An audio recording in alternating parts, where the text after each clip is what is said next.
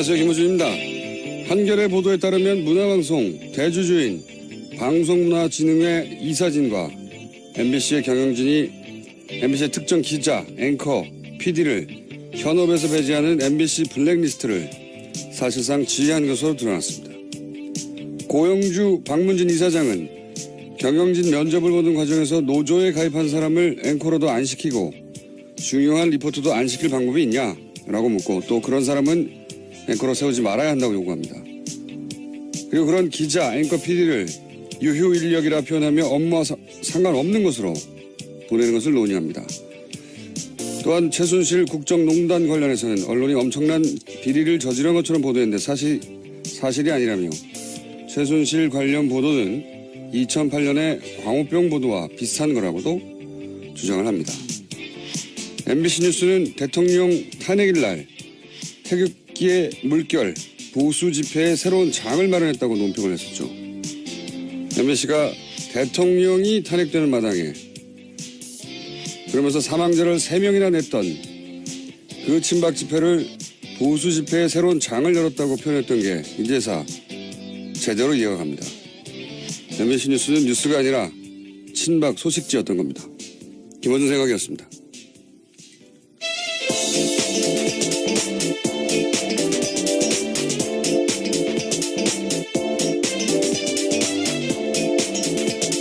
시사인의 김은지입니다.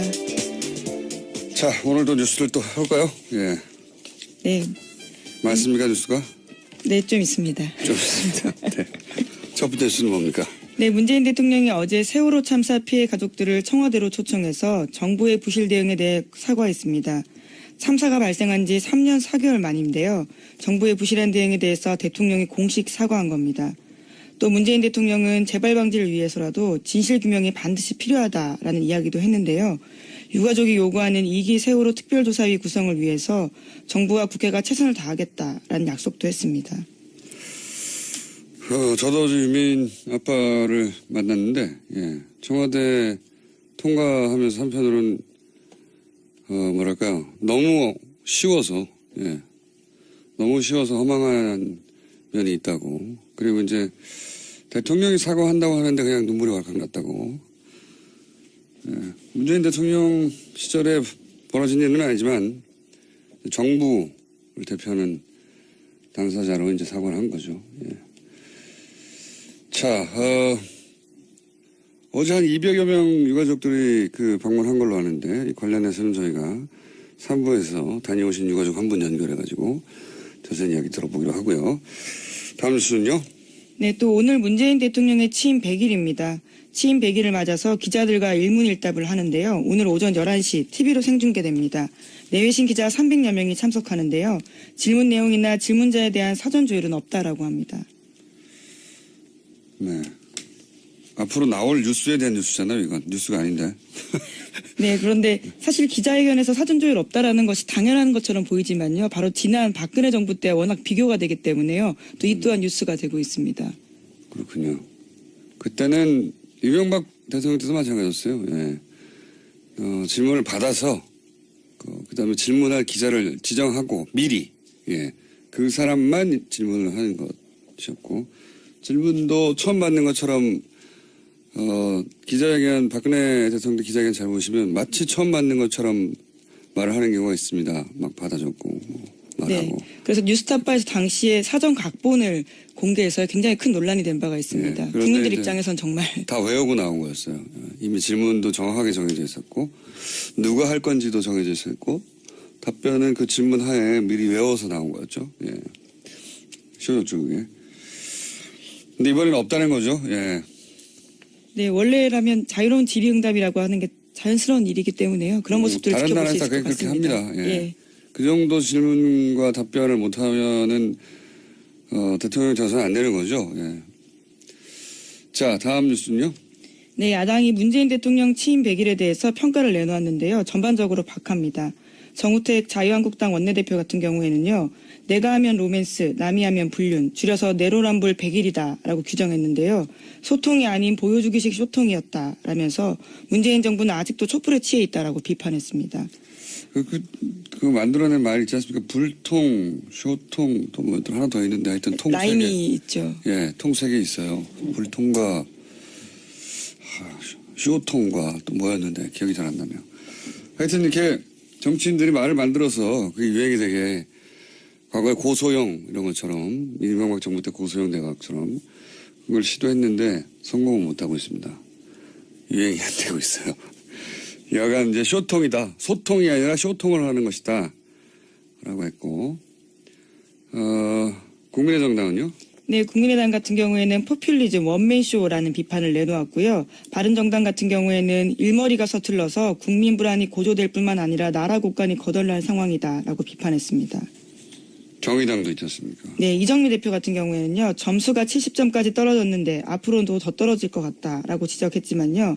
반면에 노회찬 원내대표 같은 경우에는 참여정부를 계승하면서도 여러 면에서 진화한 모습 보여주고 있다라고 상반된 평가 내렸습니다. 네. 대표, 원내대표 차원에서는 노회찬 원내대표만 후한 점수를 내렸네요. 예. 뭐 정치적으로 야당은 얼마든지 공격할 수 있죠. 예.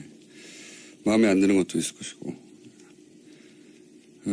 다만 지금 야당은 자기 앞가림부터 하는 게 급선무다 싶습니다. 예. 이게 문재인 정부 지지율이 공공행진을 계속하는 것은 뭐 100일 맞춰서 한 여론조사는 또 80%가 넘던데 정기조사에서는 70% 되고 뭐 다른 여러 가지 이유가 복합적으로 작용하지만 그 중에 하나가 문재인 정부 지지율이 떨어진다는 것은 이쪽에서 눈을 돌려서 다른 데로 간다는 거잖아요. 예.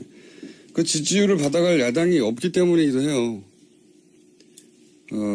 문재인 안 되겠어.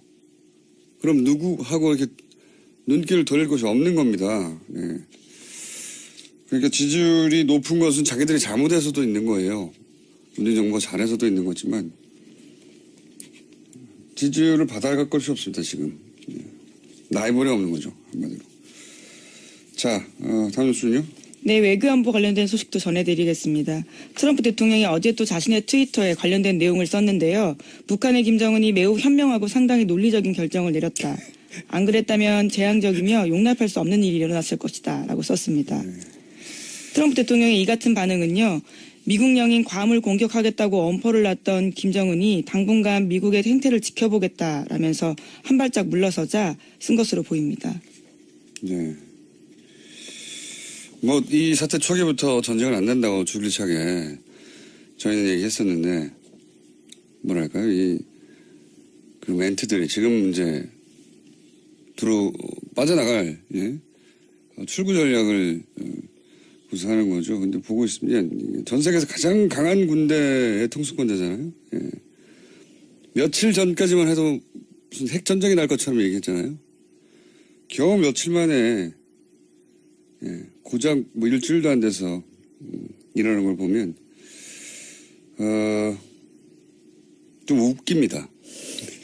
웃기고들 있는 것 같다 하는 생각이 웃기고들 있는 것 같다 생각이 정말 들고요. 그러니까 이 뉴스 브리핑에서 몇 번이나 얘기했지만 트럼프 전쟁 얘기하면 이제 그냥 스포츠 중계하듯이 받아 써가지고 포탈에 막 뿌리고 호들갑 떨고 그런 거 좀 안 했으면 좋겠어요. 이제 이런 사람들입니다. 예. 자, 그러면서 또 대화해야 한다고 얘기를 계속하고 있죠. 예. 네, 대표적인 온건파인 틸러슨 국무장관이 내놓은 반응인데요. 또다시 북한과의 대화를 강조한 겁니다. 북한과의 대화에 도달하는 방법을 찾는데 계속 관심을 갖고 있다라고 밝혔는데요. 하지만 그것은 김정은에게 달려있다라는 이야기를 한 겁니다. 네, 뭐 어쨌든 긴장 국면 다음에 이제 대화를 하겠다는 제스처를 계속 취하고 있고 북한하고 미국이 이렇게 미사일을 쏘고 이런 일은 안 일어납니다, 여러분. 만약에 그런 일이 일어난다면 TBS 방송국도 박살나겠죠. 박살나겠고 아주 많은 사람들이 한반도에서 사망할 것이고 한반도 전쟁으로 끝나지 않죠. 예, 중국도 개입할 것이고 러시아는 또 가만히 있을 수 없고요. 예, 일본도 가만히 있을 수 없고 미국도 가만히 있을 수 없고 세계대전이 일어나는 거죠. 네, 국제전으로 끝날 수 없는 상황이기 때문에 상상할 수 없는 세계대전이 일어나는 것이고 이제 그게 과거 세계대전하고는 다르게 핵무기가 있잖아요. 예. 지구 멸망으로 가는 길일 수도 있습니다. 전쟁이 안 일어납니다. 여기서 이렇게 말 전쟁한다고 해서 그걸 하루 종일 일주일 내내 트럼프가 이제 무슨 전쟁한다고 했다고 지상 중계하는 스포츠 중계하듯이 그런 기사 좀 쓰지 말자고 이제 분석하거나 비판하거나 왜 그러는지 그 노림수가 뭔지 쓰면 몰라도. 자, 다음 수는요. 네, 국정원 적폐청산 TF 관련된 소식도 계속해서 전해드리고 있습니다. 국정원이 민간인 댓글 부대인 30개 외곽팀 중에서 어제는 양주회 소속, 그러니까 국정원 전 직원들이 있다라는 거 알려드렸는데요. 이번엔 또 새로운 사람들이 나왔습니다. 이명박 전 대통령 지지단체가 있다라는 보도입니다. 이름하여 이명박과 아줌마 부대라는 이름의 인터넷 카페인데요. 이명박 전 대통령 지지하는 모임으로 2007년에 집중적으로 활동했습니다. 그런 다음에는 늘 푸른 희망연대라는 이름으로 바꿔서요. 일부 회원들이 활동을 했는데요. 국정원과 검찰은 이 단체 회원들이 팀을 꾸려서 댓글 작업 등을 하는 대가로 국정원으로부터 돈을 받은 것으로 보고 있습니다. 그러니까 이제 그 외곽 단체들 혹은 뭐 지지 단체들, 민간 단체들을 댓글 무대로 활용한 정황 중에 하나인 건데 이런 일들이 있었어요. 이상한 단체들 만들어가지고 정부가 여러 가지 형태로 예산을 지원하거나 좀 예를 들면 선풀 달기 운동 이런 게 있었습니다. 좋은 댓글 달기라는. 네, 저도 기억이 납니다. 네. 악플의 반대인 말이죠. 네. 근데 그러면은 이제 그 학생들이 선풀을 달면 거기 봉사활동으로 쳐주고 뭐 그런 거 있었거든요. 그것도 매우 의심스러운 그 활동을 했던. 그러니까 국정원에서 국정원 자금으로 돈을 주기도 했지만 정부 지원, 국정원을 제외한 정상적인 정부의 지원들 있지 않습니까? 그걸 끌어다가 어떻게든 이 댓글 작업을 구조화해서 누군가 돈을 호주머니에서 계속 꺼낼 수가 없잖아요. 그러니까 정부 예산을 여기 쓰는 방식으로 댓글 부대를 광범위하게 조직하려고 했던 그런 움직임이 있어요. 찾아보면. 예. 요게 다가 아닐 것이다. 계속 얘기하지만. 네, 국정원 적폐청사 TF, 그러니까 국정원 개혁이 소속 사람들도요, 계속해서 하는 이야기가 있습니다. 이건 정말 일부에 불과하다는 건데요. 그러니까 지금까지 나온 것들은 절대 전체가 아니다라고 강조하고 있습니다. 그러니까요. 아주 시스템적으로 정부 예산을 받아서 정상적인 활동인 것처럼 그런 댓글 작업을 할 수 있도록 만들려고 노력했었어요. 예, 그 중에 일부가 드러나는 것 같고. 그리고 이제 탈북단체들을 활용한다든가. 어제는 그런 얘기가 나왔었죠. 저기, 어딥니까? 국정원 전 직원들이요. 전 직원들 활용한 탈북단체, 그리고 이제 민간단체. 예. 국정원 전 직원이나 탈북단체 같은 경우는 2012년 3건이 벌어졌을 때도 나왔던 이야기이긴 한데요. 이제 공식적으로 이야기가 나오고 있는 거죠. 구체적으로 이제 이름과 단체명, 돈 이야기가 나오는 것이고. 너무 웃기지 않습니까? 예. 국가를 운영하는데 게시판에 댓글을 다는 것을 중요 사업으로 국가정보원이 했다는 것이. 좀 비참한 일이기도 하고요. 자, 다음 순요. 네, 계속해서 소식 전해드리면요. 국정원 적폐청산 TF가 지난달에는 이인규 전 대검 중수부장을 만났다라고 합니다. 노무현 전 대통령이 검찰 수사받을 당시에 일명 권양숙 여사가 명품 시계를 논두렁에 버렸다라는 언론 보도가 나온 바 있는데요. 이에 대해서 이 전 중수부장이 언론 인터뷰한 바 있습니다. 국정원이 주도한 결과물이다라는 취지의 이야기를 했는데요. 이에 대한 경위를 파악하기 위해서라고 합니다. 네, 도피라고 보도가 나오는데 도피인지는 저는 모르겠고요. 예. 우선 다니던 법무법인을 사직서 냈다라는 건 사실이고요. 또 시기가 하필이면 공교롭습니다. 그 면담 즈음이거든요. 예. 아니 이제 필요해서 이 TF 활동에 오라고 해서 오면 도피가 아니고요. 안 오면 도피인 거고. 예. 네, 그래서 이 전 중수부장이 자신의 입장을 냈는데요. 경영진의 요구에 따라서 법무법인 그만뒀다라고 어제 밝혔고요. 또 가족을 만나기 위해서 미국에 갈 생각은 있다라고 밝혔습니다. 어쨌든 저는 도피인지 아닌지 모르겠어요. 예. 그러니까 도피성이라고 보도하는 것도 좀 앞서가는 것 같긴 한데 어쨌든 수사에 필요해서 오라고 해서 오면 도피가 아닌 거고 안 오면 도피인 것이고 두고 볼 일이고. 다음 뉴스는 아직도 시간이 있군요. 예, 다음 뉴스는요.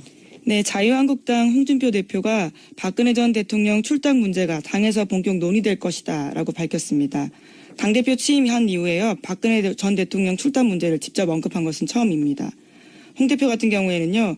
정치인이라면 자기가 잘못한 것에 대한 책임을 질 수밖에 없고 책임을 안 진다면 무책임한 정치가 된다면서 출당은 정치적 책임의 문제이기 때문에 관과하고 넘어갈 수 없다라고 밝혔습니다. 본인 정치를 이제 좀 시작하겠다 이런 메시지죠. 그러면서 지금 토크 코스트도 시작했고, 예. 본인 정치의 발동을 걸었다 뭐 이렇게 이해하면 될 것 같습니다. 예. 지금까지는 조용히 있었죠. 예. 그런데 이런 행사에 사람들이 잘 섭외 안 돼가지고 야당이 됐더니 섭외가 잘 안 된다고 보도자료도 냈던데. 예, 그런 기사에 김어준 공장장 이름도 언급됐습니다. 예, 제가 곤란하다 하며 거절했다고. 예. 곤란하다고 한 적 없어요? 그냥 싫다고 그랬지. 왜 싫다고 하셨나요? 자, 뭐 하여튼 여하간 본인 정치를 시작했다. 그렇게 보면 되겠습니다. 다음 뉴스는요? 네, 살충제 계란 관련 소식입니다. 농장 7군데로 늘었다라는 건데요. 아직 생산 농가 조사가 20% 정도밖에 끝나지 않았기 때문에요. 앞으로 이 숫자는 더 늘어날 가능성이 있습니다. 정부는 살충제 달걀은 물론이고요. 이 계란이 들어간 가공식품도 추적해서 전량 폐기하겠다라고 밝혔습니다. 이게 이제 유럽에서 살충제 달걀 논란이 불거지면서 한국까지 넘어온 건데 어제도 얘기했지만 유럽에서 살충제 논란이 벌어지는 즈음 갑자기 우리가 이걸 썼을 일은 없거든요. 그러니까 이제 이게 지금 불거졌을 뿐 사실은 그 전부터 써왔을 개연성이 대단히 높다. 예. 네, 이미 지난 4월에 시민단체가 경고했다라는 식의 보도도 나오고 있습니다.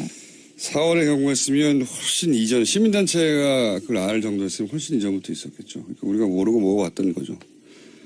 그렇게 저는 의심하는 바입니다. 예, 이번 조사 과정에서 농장들이, 특히 이제 친환경 인증을 받은 농장들이 이렇다는 게 더 비싸게 주고 일부러 산 계란들. 그렇죠. 달걀이 더 그랬다는 거 아니겠습니까? 예, 이번에 농장 7군데 중에서요. 6군데가 정부의 친환경 인증 받은 곳이라고 합니다. 그러니까요. 대량으로 막 생산된 그래서 가장 저렴한 달걀이 아니라 가장 비싼 달걀들이 이렇다는 거니까. 그리고 오래전부터 그랬을 것 같아요. 근데 이게 나는 오래전부터 뿌렸어 라고 자백할 사람들은 없을 것 같으니까 이쪽 전문가를 좀 찾고 있습니다. 예. 조만간 저기 인터뷰하면 예정이고. 자, 다음 뉴스는요. 네, 버지니아 폭력 사태, 그러니까 백인 우월주의를 두고 일어난 미국의 폭력 사태 전해드린 바가 있는데요. 이 원인을 놓고 트럼프 대통령 발언이 계속 오락가락하고 있습니다. 처음엔 여러 편을 규탄한다라고 해서 논란이 됐는데요. 그런 다음에는 인종주의는 악이다라고 했습니다. 그런데 또 어제는요, 양쪽에 모두 책임이 있다라고 이야기했습니다. 이게 이제 처음에 인종주의라고 이제 비난을 받으니까 한번 물러섰다가 또 자신의 지지 기반 중에 하나인 그쪽에서 지지를 철회한다고 하니까 다시 또 이런 얘기를 한 거거든요. 예. 참 가벼운 사람이에요. 보면 자기가 했던 말을 어떻게 하루하루 만에 뒤집는 건지. 뭐 까먹었을 수도 있을 것 같은데요.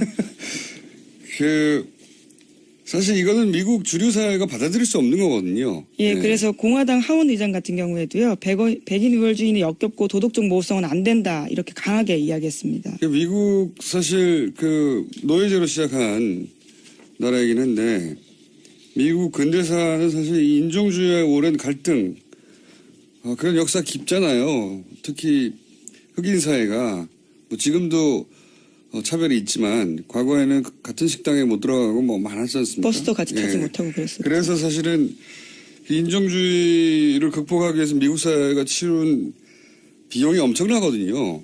간신히 여기까지 왔는데 그거를 뭐 한 60년대 70년대로 되돌리려고 하는 거죠. 그러면서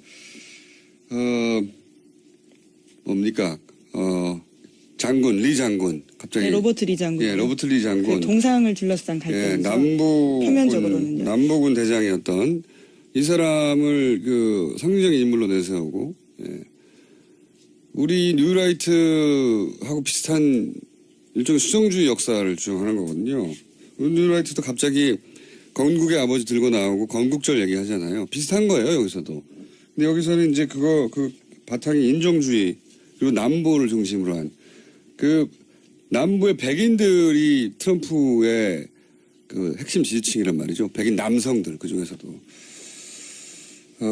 근데 이게 이제 미국 사회가 한 60, 70년대 이후에 거의 5, 60년간 쌓아와서 지금까지 도달한 지점 그걸 전면 부정하는 사람이 대통령이 돼서 대통령 되기 전까지의 그냥 캠페인인 줄 알았더니 대통령 된 다음에도 이런 말을 하니까 받아들이기 어려운 거죠. 예. 자, 목소리가 바람이 점점 새어가고 있는 걸 보니까 예. 뉴스 브리핑 끝날 때가 돼가는 것 같고 끝나기 전에 오늘은 리얼미터가 있는 시간입니다. 자, 권순정 제가 쩡이라고 했나요? 권순정 조사 분석실장 자리에 나와 계십니다. 안녕하십니까. 네. 어제 제가 다른 녹화를 하나 해가지고 바람이 많이 새는 날입니다. 자, 취임 100일 조사. 네. 어떻습니까? 취임 100일이, 오늘이 취임 100일째입니다. 그래서 네. 조사를 100일 뭐 별거 아니라고 생각하는데 저는. 어쨌든 99일과 101일과 다를 것도 없잖아요. 네, 어쨌든 보면 0.6%포인트 소폭 내렸지만 네. 72.2%로 여전히 줄곧 70%대의 고공행진이 지속되고 있습니다. 네. 부정평가는 0.8%포인트 오른 22.1%이고요. 취임 100일이니까 취임 후 현재까지 잠깐 이제 경과를 잠깐 보면 새 정부에 대한 높은 기대감으로 취임 초 5월 4주째에는 84.1%까지 올랐습니다. 네. 최고치였죠. 그 다음에 이제 기억하시겠지만 강경화, 안대환 장관 후보자 인사 논란이 확산되었고 그리고 원비어 사망 기억하시죠. 네. 외교 안보 이슈가 쟁점화된 것도 이 기간입니다. 이게 겹쳐지면서 6월 3주차에는 한 10%포인트 떨어진 74.2%로 하락했습니다. 네. 미사일 발사도 예, 있었고요. 그런데 다시 반등을 합니다. 그러니까 예. 한미 정상회담이 있었고 연이어 G20 정상회고에 이어지죠. 그런 과정 속에서 76.6%로 75%선을 다시 넘었습니다. 근데 그 이후에 다시 총영무 조대엽 등 인사 논란이 다시 불거지고 최근에 이제 북한 미사일 발사 이후에 한반도 안보 불안이 고조되는 과정 속에서 70%대 초반으로 떨어졌는데요.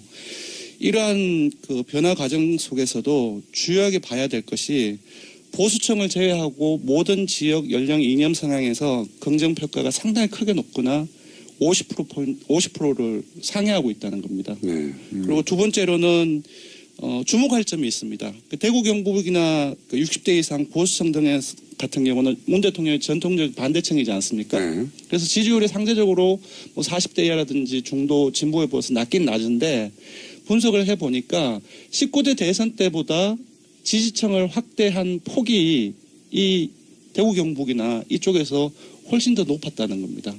그래서 전반적으로 이러한 경향을 봤을 때 지금 상당히 지금 취임 100일째이긴 하지만 상당히 많이 지난 상황이긴 하지만 지지층이 상당히 탄탄하다. 이제 그렇게 볼 수 있을 것 같습니다. 70% 박스권이라고 표현할 수 있을 것 같아요. 박스권, 예. 예. 원래 이제 박스권이라는 건 지지율이 더 이상 올라가지 않고 거기 갇혔다라고 해서 문재인 후보 시절에 굉장히 많은 그런 표현들이 있었죠. 10% 박스권을 맞췄다. 뭐 제가 기억나는 것은 20%대 초반에서 그때부터 박스권 얘기가 뭐 SNS상에서 많이 얘기 있어서 30% 박스권을 맞췄다. 30%뭐 40% 박스권을 맞췄다. 그런 식으로 계속 올라가서 네, 종편에 주로 썼던 표현들인데, 그러니까 네. 안 올라간다는 거죠. 확장성이 네. 없다고 비판하기 위해서 10%부터 40%까지 계속 박스권이라고 표현했는데 70% 박스권에 갇힌 것 같아요. 근데 일반 국민을 대상으로 한 여론조사에서 70% 이상이 나온다는 것은 이게 엄청난 겁니다. 사실상 70%나 80%는 제가 봤을 때는 크게 의미가 없지 않나 싶습니다. 압도적인 네. 지지율인데 흔히 이제 여론조사에서 한 60몇 프로 넘어가면 어떤 사안에서 압도적인 찬반이 나온다고 하는 거거든요. 예, 네. 66% 정도면 3명 중에 2명이 찬성 또는 반대한다는 것인데 3명 중에 2명이 전문가 조사가 아니라 일반 국민조사에서 그렇게 나오기는 상당히 어렵습니다. 예, 그래서 이제 그때부터 보통 압도적이라고 표현하는 거죠. 네네. 예. 이 이유 중에 하나는 뭐 제가 좀 전에 얘기했지만 이 지지율을 받아갈 야당이 없어서 그런 것도 있는 것 같아요. 다른 이유도 있지만 갈 데가 없어요. 지지율이 생각해 보시면 그런 부분들도 있겠죠. 뭐 네, 많이 다른 이유는 이제 전문가가 얘기해 보십시오. 맞습니다. 이제 야당이 구체적인 개혁이라든지 정책적인 어떤 차별성이라든지 그런 것들을 내놓지 못하면서 갈 곳이 없는 그런 부분들도 하나의 분석이 될 수 있겠고 또 많이 얘기가 됐죠. 이전 정부의 기저효과, 베이스 이펙트 이런 부분들도 얘기가 많이 나오고 있는데 제가 보기에는 그게 본질적인 이 지지율 고공행진의 원인은 아니라고 생각이 듭니다. 무엇보다 이제 박근혜 정부 국정농단 사건이라든지 탄핵 과정을 거치면서 시대 정신이 현 정부가 추진하고 있는 그 개혁 정책이라든지 국민들이 생각하고 있는 부분들이 네. 완전히 거의 일치를 하고 있는 상황이라고 생각이 들어요. 시대 정신과 같이 간다는 건데. 맞습니다. 뭐 적폐 청산이라든지 개혁 또는 기본적으로 이전에 불통으로 점철되었다고 한다면 지금 같은 경우는 소통과 공감의 행보 이러한 부분들이 국민의 생각과 지금 현 정부가 벌이고 있는 여러 가지 행보라든지 정책과 거의 일치해 나가고 있기 때문에 바로 여기에서 공공행전의 기본적인 어떤 배경들을 찾아야 되지 않을까 싶습니다. 이 시대 정신과 같이 가도 이제 그걸 잘 연출하고 내가 가고 있다는 걸 다 이해시켜야 되는데 네. 그런 상징, 그러니까 내가 시대 정신과 같이 가고 있다. 네네. 내가 당신들의 뜻과 부합되는 결정과 사과 행동을 하고 있다는 거를 또 잘 연출해서 전달해요. 예, 그것도 맞습니다. 굉장히 중요한 면이 있습니다. 중요한 건 네. 이제 그거는 이제 효과적으로 보여주고 네. 공감하는 수단이라고 한다면은 형식이라고 한다면은 여전히 저는 그 본질적인 부분들 아까 말씀드렸던 부분들에 표현되지 않는 것은 모르는 법입니다. 이신점심은 예, 전 국민들 단위에서는 따질 수 연인끼리야 뭐 모르겠는데 동의합니다. 예. 잘 표현하는 것도 굉장히 중요한데 잘 전달되고 있고 네네. 자꾸 얘기하지만 그 받아가지 못하고 있는 거예요 야당이. 그렇다는 얘기는 지금 야당이 하는 비판들은 오랫동안 들어왔던 비판의 패턴이에요. 네네. 들어보면 포퓰리즘이라는 단어도 되게 식상합니다. 예. 그렇죠? 폭탄, 세금 폭탄 그런 부분들이 또 이전 굉장히 식상하고요. 계속적으로 나왔던 프레임이었고 불통이라는 것도 굉장히 식상하고요. 그러니까 네. 야당이 현 정부를 정확하게 현 정부랑 뭐 다 잘하겠어요. 당연히 잘 못하는 것도 있을 텐데 네. 미진한 것도 있고 네. 정확하게 비판할 언어를 못 찾고 있어요. 시대 정신과 같이 못 가고 있는 거죠. 하던 대로 하는 겁니다. 비판을 그냥. 언어, 프레임 그런 부분들은 제가 볼 때는 좀 형식적인 부분들이 있는데 제가 볼 때는 야당 역시도 정책에서 찾아야 된다고 생각이 듭니다. 국민들의 생각. 네. 그러니까 본인들이 뒤처져 있다는 걸 잘 몰라요. 현재. 그래서 과거와 같은 언어와 프레임으로 공격하는데 안 먹히니까 짜증이 나죠. 네. 짜증이 나고 한편으로는 분명히 과거에는 먹힌 프레임으로 공격을 하는데도 불구하고 보수 언론들도 안 먹히거든요. 네네. 세상이 변하고 사람들이 변했는데 못 따라가고 있다 오히려. 네. 그래서 지지들이 표들이 갈 곳이 없어서 여기 모여 있는 것도 있습니다. 예. 네. 운도 좋은 거죠. 문재인 대통령이. 일단 지지층이 워낙 탄탄합니다. 일종의 네. 이제 팬덤 아이돌의 팬덤 형상에 오히려 더 강력해. 예, 더 강력할 정도로 지지층의 팬덤 형상을 보이고 있는데 이러한 현 상황 그리고 언론 지형도 상당히 이전에 참여정부 때에 비해서 많이 바뀌었습니다. 예. 그런 것들 맞습니다. 종합적으로 고려를 한다면 과거에는 뭐 인터넷도 예. 없었고 팟캐스트도 예. 없었고 SNS도 없었죠. 그래서 이제 종이신문이 한번 뭐라고 아젠다를 설정하면 네. 프레임을 잡고 그럼 하루 이틀 후에 네네. 그 아젠다대로 뉴스가 흘러갔거든요. 다들 따라가고.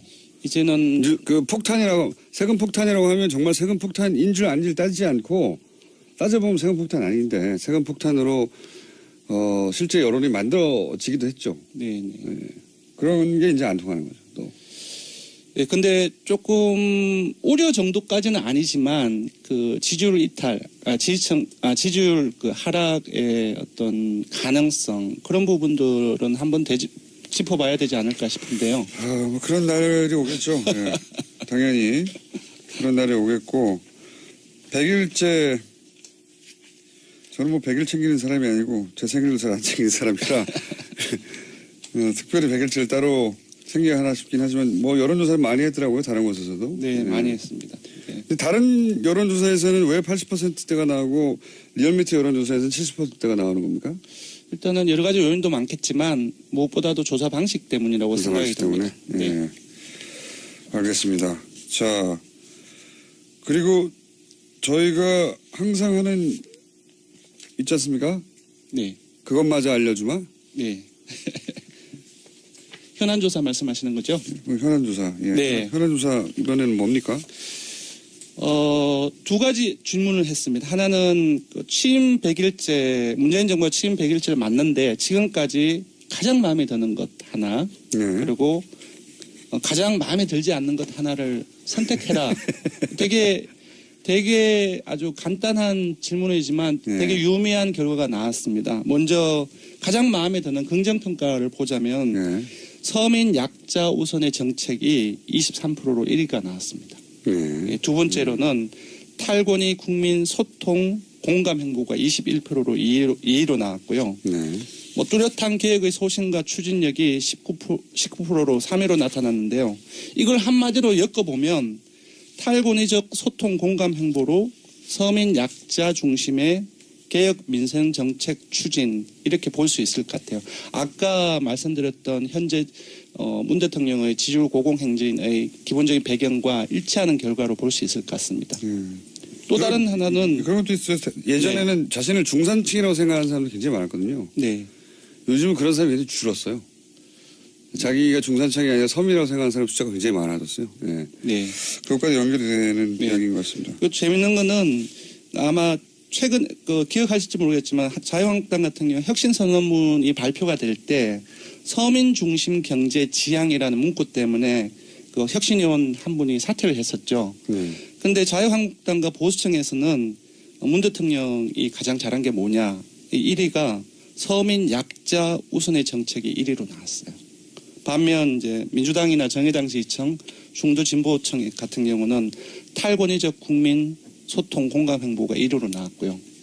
또 하나 재미있는 게 또 있습니다. 그 부정평가. 가장 잘못한 게 뭐냐를 물어봤는데 가장 마음에 안 드는 게 뭐냐? 예, 1위가 뭐가 나왔을 것 같습니까? 없다. 맞습니다. 1위가 다른 내용적인 선택지가 정말로? 아니라 예. 마음에 안 드는 것이 하나도 없다가 34%. 그러니까 3명 중 1명이죠. 국민 3명 중 1명이 잘못하는 게 없다라는 게 하나도 없다라는 게 1위가 나왔어요. 이거 재밌네요. 예, 재밌는 결과이고. 농담처럼 얘기했는데 진짜 예. 없다가 1위가 나왔어요? 예. 그러니까 1위가 이렇게 나왔다는 것은 네. 나머지 이제 제가 소개해드리겠지만 그 부정적인 요인들 이런 부분들이 사실상 국민들 그 전반적으로 봤을 때 국민들은 크게 중요한 문제로 인식하고 있지 않은 것을 나타낸다고 볼 수 있을 것 같습니다. 숫자가 네. 하나도 없다는 게 30% 중반을 넘고 없다. 예. 있다는 게 이제 있다는 것 중에서 10%, 소개해드리면 10%네요. 예. 예. 조금 거리가 있습니다. 아까 34%라고 말씀드렸지 않습니까? 과다한 선심성 정책이 19%로 1위가 나왔고요. 그러니까 아까 하나도 없다를 제외하면 그럼 네 편, 내 편 가르기가 12%로 2위 그리고 외교 안보 능력 부족이 11%로 이렇게 부정평가 그 톱3로 나왔습니다. 보수 정당들의 주로 공격하는 포인트들이네요, 이게. 예. 맞습니다. 근데 이제 공감대가 그렇게 크지 않다는 얘기고. 지금 여러 가지 선심선 정책이라는 프레임이 나오고 있는데 사실 그 앞에 그 재원제도 문제 같은 경우는 그 프레임으로 바로 연결될 수는 없겠지만 좀 중도라든지 이런 층 같은 경우에서도 조금 의구심을 가지고 있는 부분들이 있거든요. 네. 그런 부분들을 반영하는 응답이 아닌가 싶습니다. 알겠습니다. 정당 지지율 순위 숫자만 짜르륵 읽고 여기서 끝내야 될 것 같습니다. 네. 정당 지지율을 말씀을 드리면 더불어민주당 같은 경우는 지난주에 처음으로 40% 떨어졌죠. 그런데 51.6%로 상승하면서 다시 50%대 여기도 회복했습니다. 50% 박스권이 갇힌 것 예. 같고요. 그다음은 국민의당으로 넘어가죠. 예. 요즘 8.27 전대 그 선거운동이 한창 진행 중에 있죠. 예. 월요일에는 그 처음으로 TV 토론도 실시가 됐는데요. 최하위였는데 지난주에는 예, 이것도 언론 보도가 상당히 그 생각보다 많이 그 되고 있습니다. 그래서 일종의 그 컨벤션 효과가 나타나면서 6%로 상승했습니다. 그래서 최하위를 면했고요. 그리고 자유한국당 같은 경우는 이제 오늘도 이제 보도가 계속 나오고 있는데 광복절 전후해서 1948년 건국절 주장이 이어지고 있지 않습니까? 예. 이렇게 이어지고 있는 가운데 16.4%로 소폭 하락했고요.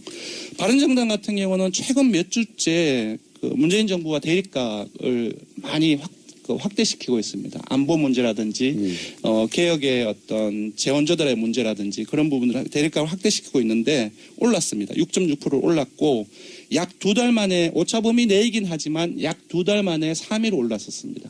마지막으로 정의당 같은 경우는 지난주에 반등세가 끊겨서 5%로 하락했습니다. 알겠습니다. 개요 알려주십시오. 네. 예, 대통령 정당 지지율 조사는 TBS 의뢰로 전국 19세 이상 성인을 대상으로 8월 14일과 16일 이틀 동안 조사를 했습니다. 전화 면접 자동응답 혼용 방식으로 실시했고 최종 완전 응답자는 1,006명입니다. 표본 오차는 95% 신뢰 수준 플러스 마이너스 3.1%포인트고요. 응답률은 5.3%입니다. 취임 100일 문재인 정부 평가조사 같은 경우는 역시 TBS 의뢰로 19세 이상 성인을 대상으로 했고요. 어제 하루 동안 조사를 했습니다. 전화면접 자동 혼용 방식으로 실시했고 최종 완전 응답자는 505명입니다. 표본차는 플러스 마이너스 4.4%포인트, 응답률은 동일하게 5.3%입니다. 알겠습니다. 리얼미터 권수정 실장이었고요. 네, 옆에서 조용히 앉아있는 시사인의 김은지였습니다. 감사합니다. 내일 뵙겠습니다. 고맙습니다.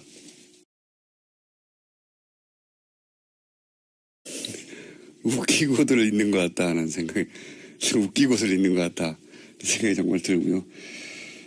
그러니까 이 뉴스 브리핑에서 몇 번이나 얘기했지만 트럼프 전쟁 얘기하면 이제 그냥 스포츠 중계하듯이 받아 써가지고 포탈에 막 뿌리고 호들갑 떨고 그런 걸 좀 안 했으면 좋겠어요. 이제 이런 사람들입니다.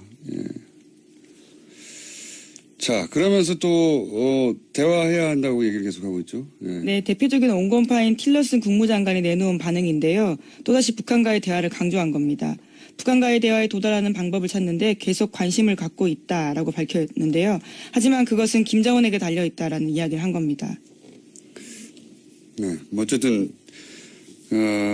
긴장 국면 다음에 이제 대화를 하겠다는 제스처를 계속 취하고 있고, 북한하고 미국이 이렇게 미사일을 쏘고 이런 일은 안 일어납니다, 여러분. 만약에 그런 일이 일어난다면, 예, TBS 방송국도 박살나겠죠. 박살나겠고, 아주 많은 사람들이 한반도에서 사망할 것이고, 한반도 전쟁으로 끝나지 않죠. 예, 중국도 개입할 것이고, 러시아는 또 가만히 있을 수 없고요. 예, 일본도 가만히 있을 수 없고, 미국도 가만히 있을 수 없고, 세계대전이 일어나는 거죠. 네, 국제전으로 끝날 수 없는 상황이기 때문에 상상할 수 없는 세계대전이 일어나는 것이고, 이제 그게 과거 세계대전하고는 다르게 핵무기가 있잖아요. 네. 지구 멸망으로 가는 길일 수도 있습니다. 전쟁이 안 일어납니다, 여기서. 이렇게 말 전쟁한다고 해서. 그걸 하루 종일 일주일 내내, 트럼프가 이제 무슨 전쟁한다고 했다고 지상 중계하는 스포츠 중계하듯이 그런 기사 좀 쓰지 말자고요, 이제. 분석하거나 비판하거나 왜 그러는지 그 노림수가 뭔지 쓰면 몰라도. 자, 다음 수는요. 네, 국정원 적폐청산 TF 관련된 소식도 계속해서 전해드리고 있습니다. 국정원의 민간인 댓글 부대인 30개 외곽팀 중에서 어제는 양주회 소속, 그러니까 국정원 전 직원들이 있다라는 거 알려드렸는데요. 이번엔 또 새로운 사람들이 나왔습니다. 이명박 전 대통령 지지단체가 있다라는 보도입니다. 이름하여 이명박과 아줌마 부대라는 이름의 인터넷 카페인데요. 이명박 전 대통령 지지하는 모임으로 2007년에 집중적으로 활동했습니다. 그런 다음에는 늘 푸른 희망연대라는 이름으로 바꿔서요. 일부 회원들이 활동을 했는데요. 국정원과 검찰은 이 단체 회원들이 팀을 꾸려서 댓글 작업 등을 하는 대가로 국정원으로부터 돈을 받은 것으로 보고 있습니다. 그러니까 이제 그 외곽 단체들 혹은 뭐 지지 단체들, 민간 단체들. 자, 어제 한 200여 명 유가족들이 방문한 걸로 아는데, 이 관련해서는 저희가 3부에서 다녀오신 유가족 한 분 연결해가지고 자세히 이야기 들어보기로 하고요. 다음 뉴스는요? 네, 또 오늘 문재인 대통령의 취임 100일입니다. 취임 100일을 맞아서 기자들과 일문일답을 하는데요. 오늘 오전 11시 TV로 생중계됩니다. 내외신 기자 300여 명이 참석하는데요. 질문 내용이나 질문자에 대한 사전 조율은 없다라고 합니다. 네. 앞으로 나올 뉴스에 대한 뉴스잖아요, 이건. 뉴스가 아닌데. 네, 그런데 사실 기자회견에서 사전 조율 없다라는 것이 당연한 것처럼 보이지만요. 바로 지난 박근혜 정부 때 워낙 비교가 되기 때문에요. 또 이 또한 뉴스가 되고 있습니다. 그렇군요. 그때는 이명박 대통령 때도 마찬가지였어요. 예. 질문을 받아서 그다음에 질문할 기자를 지정하고 미리 그 사람만 질문을 하는 것이었고, 질문도 처음 받는 것처럼 기자회견, 박근혜 대통령 기자회견 잘 보시면 마치 처음 받는 것처럼 말을 하는 경우가 있습니다. 막 받아줬고 말하고. 그래서 뉴스타파에서 당시에 사전 각본을 공개해서 굉장히 큰 논란이 된 바가 있습니다. 네, 그런데 국민들 이제 입장에선 정말 다 외우고 나온 거였어요. 이미 질문도 정확하게 정해져 있었고 누가 할 건지도 정해져 있었고 답변은 그 질문 하에 미리 외워서 나온 거였죠. 예. 쉬워졌죠 그게. 근데 이번에는 없다는 거죠. 예. 네, 원래라면 자유로운 질의응답이라고 하는 게 자연스러운 일이기 때문에요. 그런 모습들을 다른 지켜볼 수 나라에서 있을 것 그렇게 같습니다. 합니다. 예. 그 정도 질문과 답변을 못하면은 대통령이 돼서는 안 되는 거죠. 예. 자, 다음 뉴스는요. 네, 야당이 문재인 대통령 취임 100일에 대해서 평가를 내놓았는데요. 전반적으로 박합니다. 정우택 자유한국당 원내대표 같은 경우에는요. 내가 하면 로맨스, 남이 하면 불륜, 줄여서 내로남불 100일이다라고 규정했는데요. 소통이 아닌 보여주기식 소통이었다라면서 문재인 정부는 아직도 촛불에 취해 있다라고 비판했습니다. 그 만들어낸 말 있지 않습니까? 불통, 쇼통, 또 뭐 하나 더 있는데 하여튼 통 세 개. 라임이 있죠. 예, 통 3개 있어요. 불통과 쇼통과 또 뭐였는데 기억이 잘 안 나네요. 하여튼 이렇게 정치인들이 말을 만들어서 그게 유행이 되게 과거에 고소영 이런 것처럼 이명박 정부 때 고소영 대각처럼 그걸 시도했는데 성공은 못하고 있습니다. 유행이 안 되고 있어요. 여간 이제 쇼통이다. 소통이 아니라 쇼통을 하는 것이다. 라고 했고 국민의정당은요? 네, 국민의당 같은 경우에 안녕하세요. 김호준입니다. 한겨레 보도에 따르면 문화방송 대주주인 방송문화진흥회 이사진과 MBC의 경영진이 MBC의 특정 기자, 앵커, PD를 현업에서 배제하는 MBC 블랙리스트를 사실상 지휘한 것으로 드러났습니다. 고영주 박문진 이사장은 경영진 면접을 보는 과정에서 노조에 가입한 사람을 앵커로도 안 시키고 중요한 리포트도 안 시킬 방법이 있냐? 라고 묻고 또 그런 사람은 앵커로 세우지 말아야 한다고 요구합니다. 그리고 그런 기자, 앵커 PD를 유휴 인력이라 표현하며 업무와 상관없는 것으로 보내는 것을 논의합니다. 또한 최순실 국정농단 관련해서는 언론이 엄청난 비리를 저지른 것처럼 보도했는데 사실이 아니라며 최순실 관련 보도는 2008년의 광우병 보도와 비슷한 거라고도 주장을 합니다.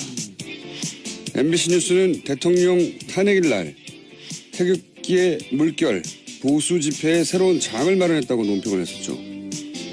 MBC가 대통령이 탄핵되는 마당에 그러면서 사망자를 3명이나 냈던 그 친박 집회를 보수 집회에 새로운 장을 열었다고 표현했던 게 이제사 제대로 이해가 갑니다.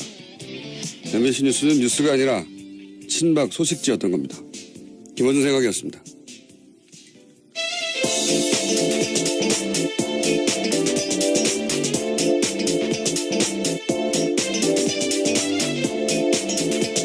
시사인의 김은지입니다.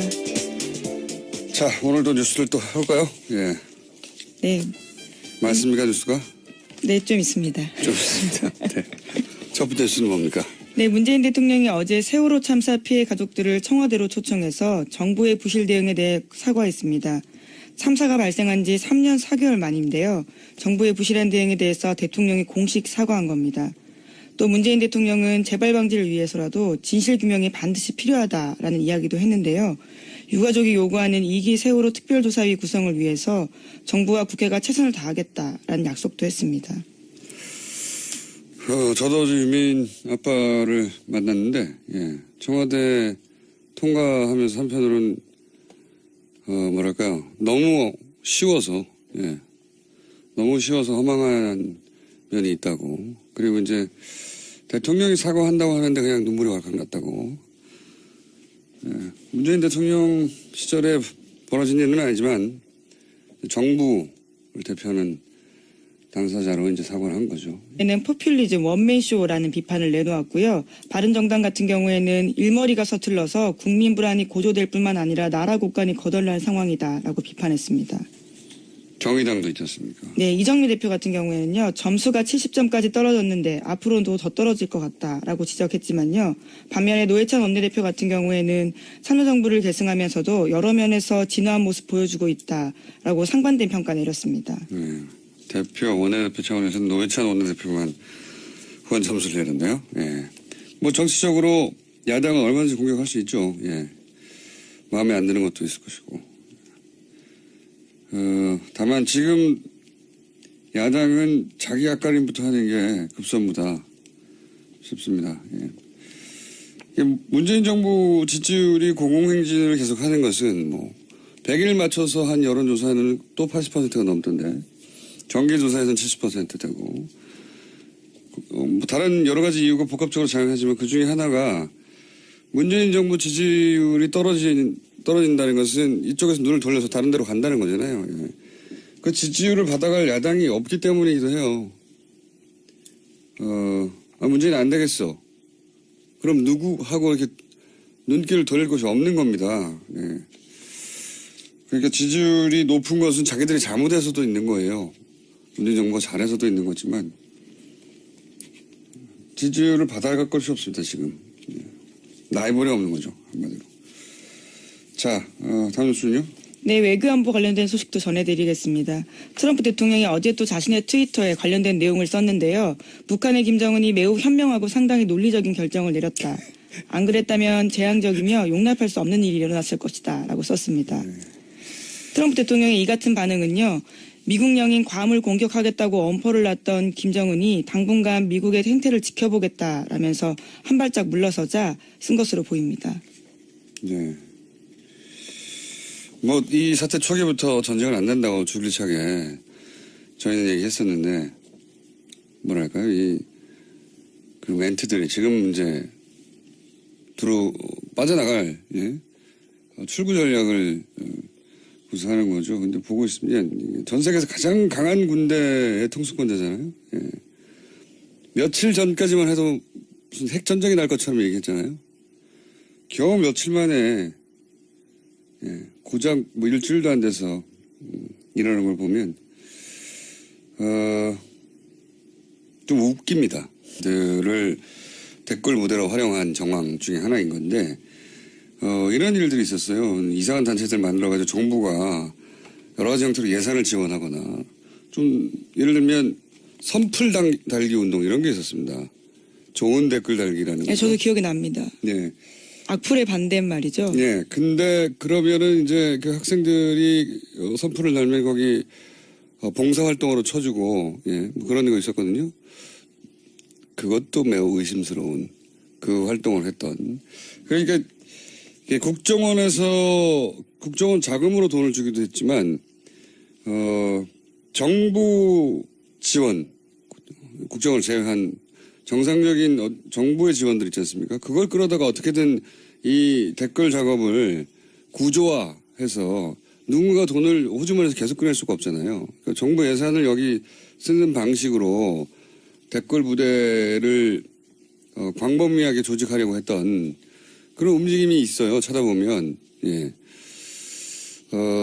요게 다가 아닐 것이다. 계속 얘기하지만. 네, 국정원 적폐청사 TF 그러니까 국정원 개혁이 소속 사람들도요. 계속해서 하는 이야기가 있습니다. 이건 정말 일부에 불과하다는 건데요. 그러니까 지금까지 나온 것들은 절대 전체가 아니다라고 강조하고 있습니다. 그러니까요. 아주 시스템적으로 정부 예산을 받아서 정상적인 활동인 것처럼 그런 댓글 작업을 할 수 있도록 만들려고 노력했었어요. 그중에 일부가 드러나는 것 같고. 그리고 이제 탈북단체들을 활용한다든가. 어제는 그런 얘기가 나왔었죠. 어딥니까? 국정원 전 직원들이요. 전 직원들 활용한 탈북단체. 그리고 이제 민간단체. 예. 국정원 전 직원이나 탈북단체 같은 경우는 2012년 3건이 벌어졌을 때도 나왔던 이야기이긴 한데요. 이제 공식적으로 이야기가 나오고 있는 거죠. 구체적으로 이제 이름과 단체명, 돈 이야기가 나오는 것이고. 너무 웃기지 않습니까? 국가를 운영하는데 게시판에 댓글을 다는 것을 중요 사업으로 국가정보원이 했다는 것이 좀 비참한 일이기도 하고요. 자, 다음 순요. 네, 계속해서 소식 전해드리면요. 국정원 적폐청산 TF가 지난달에는 이인규 전 대검 중수부장을 만났다라고 합니다. 노무현 전 대통령이 검찰 수사받을 당시에 일명 권양숙 여사가 명품 시계를 논두렁에 버렸다라는 언론 보도가 나온 바 있는데요. 이에 대해서 이 전 중수부장이 언론 인터뷰한 바 있습니다. 국정원이 주도한 결과물이다라는 취지의 이야기를 했는데요. 이에 대한 경위를 파악하기 위해서라고 합니다. 도피라고 보도 나오는데 도피인지는 저는 모르겠고요. 우선 다니던 법무법인을 사직서